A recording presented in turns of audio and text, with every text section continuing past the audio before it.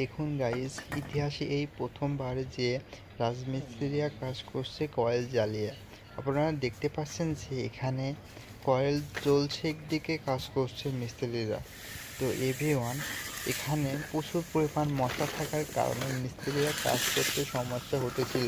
সেই কারণে মিস্ত্রিরা এখানে কয়েল ধরিয়ে কাজ করছে। দেখতে পাচ্ছেন ইতিমধ্যে মাল অলরেডি ধরিয়েছে, ওয়ালে এখন পাতা মারছে।